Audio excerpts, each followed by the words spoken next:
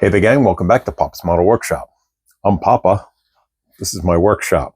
So this is the post-game report for the Long Island Scale Model Society Replicon show in Freeport, New York, right here on Long Island.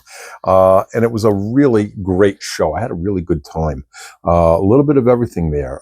We had some cars, we had some trucks, aircraft, military, tanks, armored fighting vehicles, science fiction. It was just, everything was there. It was a really, really great show. So many talented people. It really is amazing to go and walk around and see all of the talent on display there.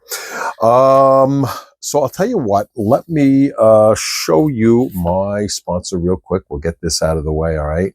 And if you want to purchase a gallery airbrush or any accessories or Kaleido paints, you can get your discount right there, PPMW. That's your discount code, all right? And until March 31st, which is coming up real quick, you can bundle it. If you purchase on Amazon, you can get an additional 15% off with that discount code right there, all right? And that's only until March 31st. Okay, so jump on the bandwagon real fast and get that bundled discount for all of that great Kaleido and gallery stuff. A couple of things I want to mention to Luca McCallie Caparelli 4825. He sent me a message asking about applying the Kaleido gloss varnish without the retarder thinner. I think he's out of the retarder thinner, and I think his question is, can you do it without it? I suppose you can. My recommendation would be to thin the gloss varnish. I think it will flow a little bit easier for you. I would recommend a 0.5 needle or larger. It says here you can use a 0.3 needle, but for me, my personal opinion, I think I would stick with a 0.5 or larger. If you do not have the retarder thinner by Kaleido, what I have found is the Createx 4011 works very, very well. Now, on that note, let me point this out, okay? Createx has replaced the 4011 with 4021. My understanding is the 4021 is supposed to be better. I have it. I have not used it yet because I still have an abundant supply of the 4011. So if you are watching at home and you still have 4011 on your shelf, you can use that with the Kaleido. I have found that works, okay? And of course, the 4021, I guess, will work just as well. I haven't used it yet, so I would test before you jump ahead and, you know, shoot it on your build, okay?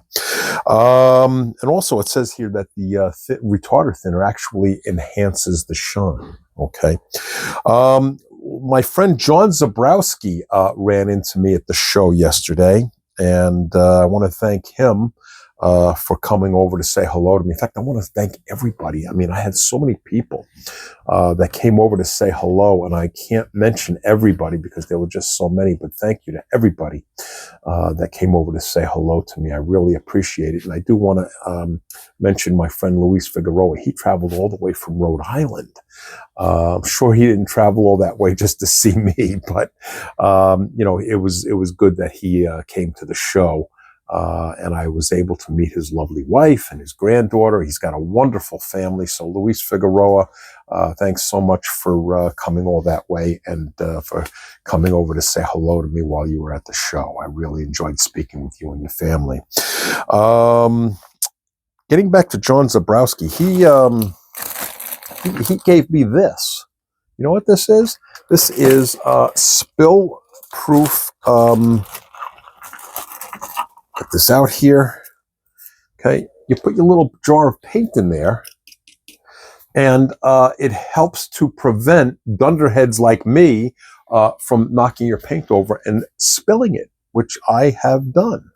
So you put your paint in there, and yeah, it stabilizes it on your workspace so you don't spill things. So John Zabrowski, thank you so much for thinking of me and bringing this along and passing this along to me. Thank you very much. I do appreciate that very, very much. And again, as I said, there were just so many people I can't think of all of their names, and I just really don't think I have the time in this video to mention everybody, but thank you to everybody. The four entries that I brought along, I brought the 57 Del Rey, that's the blue and white Del Rey, the 69 USAC group build Corvette, 69 Corvette. That was the one in the faded paint, silver, twilight purple, and liquid blue. Those were all Kaleido paints. And I brought, the 32 Vicky. That's the purple 32 Vicky done in the MCW Plum Crazy Metallic. And I brought the 1940 Italeri fire truck, which was World War II era over in Europe. This truck was, so I wanted to weather it and make it look all beaten up because I figured, well, if this is a truck over in Europe during World War II, it probably didn't see a lot of care in the garage getting polished and cleaned up. So I made it so it was all grungy and rusted and beat up, and it did rather well. As a matter of fact, that Italeri fire truck, it's the Blitz Opel fire truck. That Blitz Opel fire truck actually won first place in the truck category. So I was really very honored by that. I was rather humbled by it, if you want to know the truth. They called my name and I didn't even respond immediately. It just kind of went over my head. Karen was sitting next to me going like this. She's going, get up, get up. So anyway, thank you very much to the judges and Long Island Scale Model Society for choosing my Italeri fire truck for first place. And here we go. This is the Italeri fire truck. All right. And yeah. It's all kind of weathered and beaten up and so forth. All righty. So I was very, very honored by that.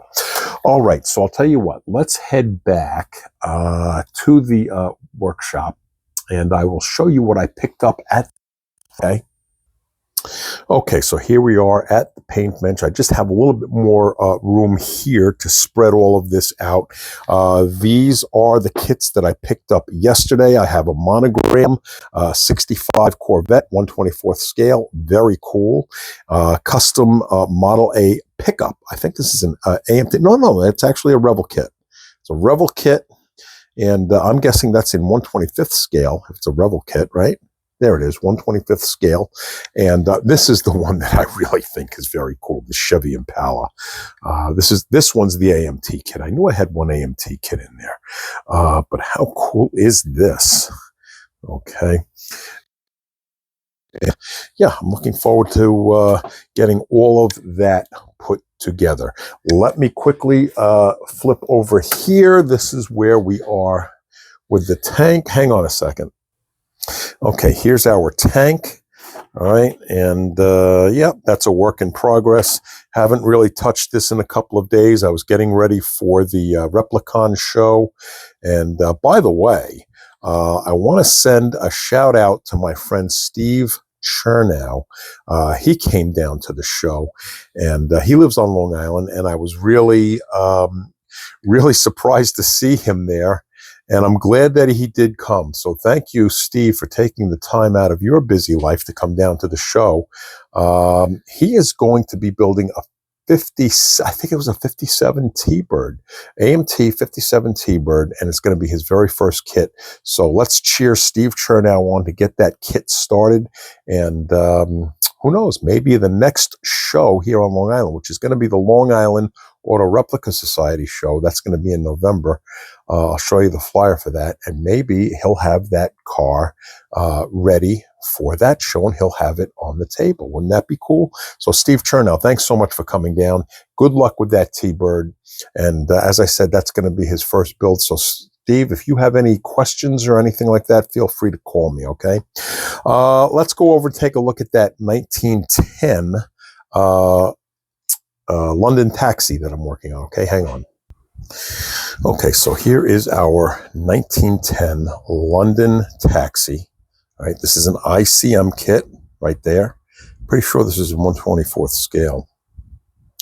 I don't see it on here. It's probably here. I'm just not seeing it. But yeah, oh, here it is right here on the box, 1/24th scale. Okay. And all of our parts I have washed and scrubbed them in the Dawn and water. And this has all been sanded, so it's ready to go for primer. All right. And as is my usual practice, I put all of the parts according to their colors into individual organizing bins. This is my color that I chose for the taxi. This is a Vallejo metallic color, amber green. Okay, and this is the test spoons for that color. All right, this one I think is on a black base, right? No, this is white. This is a white primer, and this is on the black base right here. All right, and in this particular instance, I'll tell you, there's really not much of a difference between the white base and the black base. A lot of times, your base will affect your color.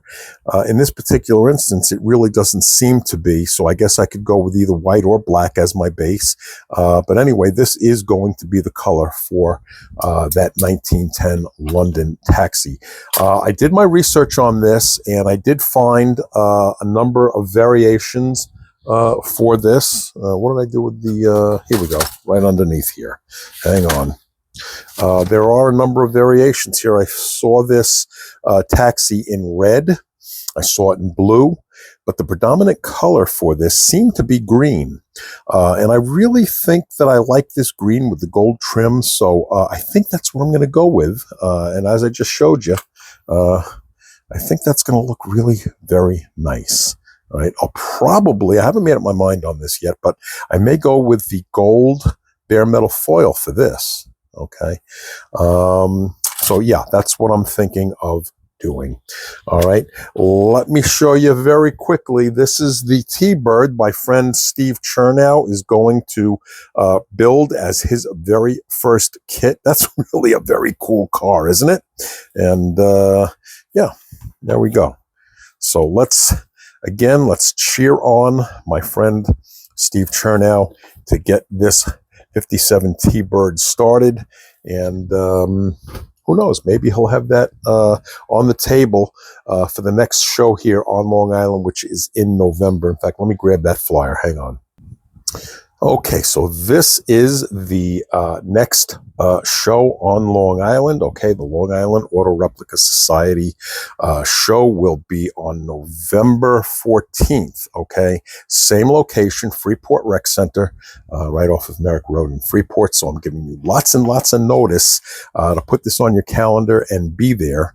And as I said, hopefully, maybe my friend Steve Chernow will have that 57 T-Bird on the table at this show. And of course, the one that's coming up very soon, just about a month from now, is the great big show, NNL East, okay? Biggest car model show in the country. And it really is. I don't want to sit here and start giving you descriptions of how big it is, because it will not match what this show really is like. You have to see it for yourself. It's just an enormous show, tons of vendors, and it's really a great time. So there you go, April 25th, okay, in the Police Athletic League building, Wayne, New Jersey, okay. And I wanted to show you the date on the flyer this time, because one or two videos back, I verbally gave you the date and I messed it up. So there it is, April 25th. All right, so put that on your calendar. You have a whole month's notice, so get to this show. Okay, I think that's going to about do it. And I don't think I mentioned this in the beginning of the video, so I want to mention it now. A big thank you to Jim Belokis of the Long Island Scale Model Society. He is the president of that club.